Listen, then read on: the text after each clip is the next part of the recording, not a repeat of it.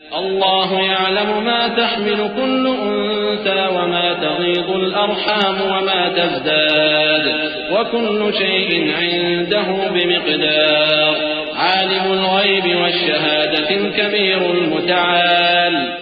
اللہ ہی اس بچے سے واقف ہے جو عورت کے پیٹ میں ہوتا ہے، اور وہی پیٹ کے سکڑنے اور بڑھنے سے بھی واقف ہے، اور ہر چیز کا اس کے ہاں ایک اندازہ مقرر ہے۔ وہ چھپی اور ظاہر چیزوں کا جاننے والا ہے، سب سے بزرگ ہے، عالی رتبہ ہے۔ سواء منكم من أسر القول ومن جهر به ومن هو مستخف بالليل وسارب بالنهار له معقبات من بين يديه ومن خلفه يحفظونه من أمر الله إن الله لا يغير ما بقوم حتى يغيروا ما بأنفسهم وإذا أراد الله بقوم سوءا فلا مرد له وما لهم من دونه من وال۔ کوئی تم میں سے چپکے سے بات کہے یا پکار کر، یا رات کو کہیں چھپ جائے یا دن کی روشنی میں کھلم کھلا چلے پھرے، اللہ کے نزدیک برابر ہے۔ اس کے آگے اور پیچھے اللہ کے چوکیدار ہیں جو اللہ کے حکم سے اس کی نگرانی کرتے ہیں۔ اللہ اس نعمت کو جو کسی قوم کو حاصل ہے نہیں بدلتا جب تک کہ وہ اپنی حالت کو نہ بدلے، اور جب اللہ کسی قوم کے ساتھ برائی کا ارادہ کرتا ہے تو وہ پھر نہیں سکتی، اور اللہ کے سوا ان کا کوئی مددگار نہیں ہوتا۔ والذي يريكم البرق خوفا وطمعا وينشئ السحاب الثقال ويسبح الرعد بحمده والملائكة من خيفته ويرسل الصواعق فيصيب بها من يشاء وهم يجادلون في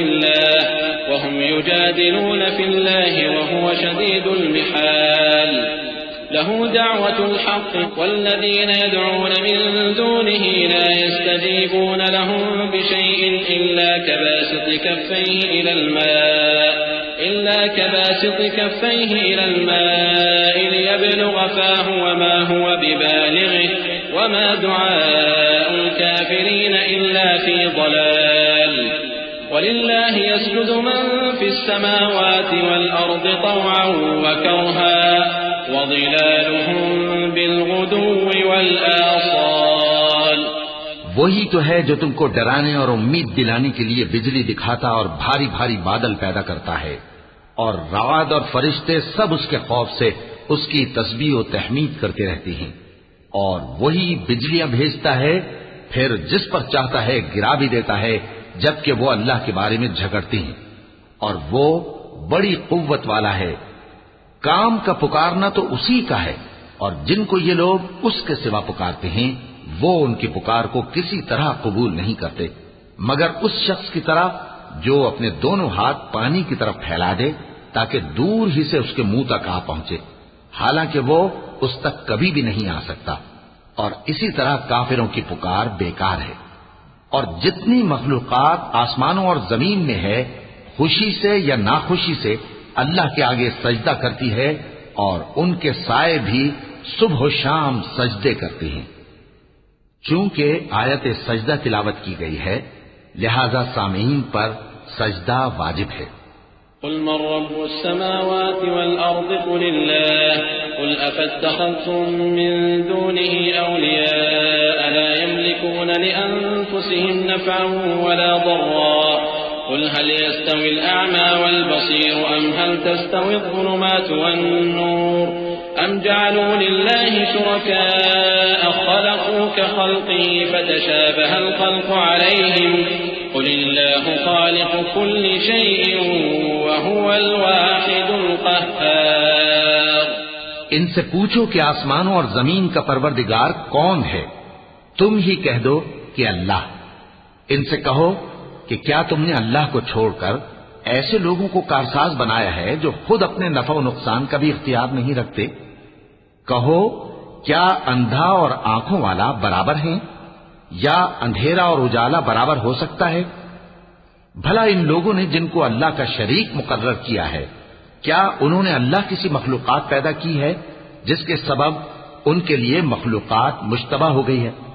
کہہ دو کہ اللہ ہی ہر چیز کا پیدا کرنے والا ہے اور وہ یکتا ہے، بڑا زبردست ہے۔ انزل من السماء ماء فسالت أودية بقدرها فاحتمل السيل زبدا رابيا ومما يوقدون عليه في النار ابتغاء حلية أو متاع زبد مثله كذلك يضرب الله الحق والباطل فأما الزبد فيذهب جفاء وأما ما ينفع الناس فيمكث في الأرض كذلك يضرب الله الأمثال للذين استجابوا لربهم الحسنى والذين لم يستجيبوا له لو أن لهم ما في الأرض جميعا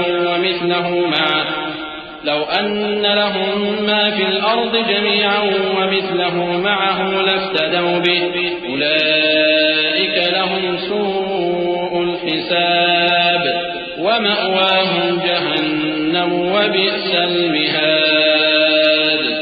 اسی نے آسمان سے مے برسایا، پھر اس سے اپنے اپنے اندازے کے مطابق نالے بہہ نکلے، پھر پانی پر پھولا ہوا جھاگ آ گیا، اور جس چیز کو زیور یا کوئی اور سامان بنانے کے لیے آگ میں تپاتے ہیں اس میں بھی ایسا ہی جھاگ ہوتا ہے۔ اس طرح اللہ حق و باطل کی مثال بیان فرماتا ہے۔ سو جھاگ تو سوکھ کر زائل ہو جاتا ہے، اور پانی جو لوگوں کو فائدہ پہنچاتا ہے وہ زمین میں ٹھہرا رہتا ہے۔ اس طرح اللہ صحیح اور غلط کی مثالیں بیان فرماتا ہے تاکہ تم سمجھو۔ جن لوگوں نے اللہ کے حکم کو قبول کیا ان کی حالت بہت بہتر ہوگی، اور جنہوں نے اس کو قبول نہ کیا اگر روئے زمین کے سب خزانے ان کے اختیار میں ہوں تو وہ سب کے سب اور ان کے ساتھ اتنے ہی اور نجات کے بدلے میں صرف کر ڈالیں، مگر نجات کہاں؟ ایسے لوگوں کا حساب بھی برا ہوگا اور ان کا ٹھکانہ بھی دوزخ ہے، اور وہ بری جگہ ہے۔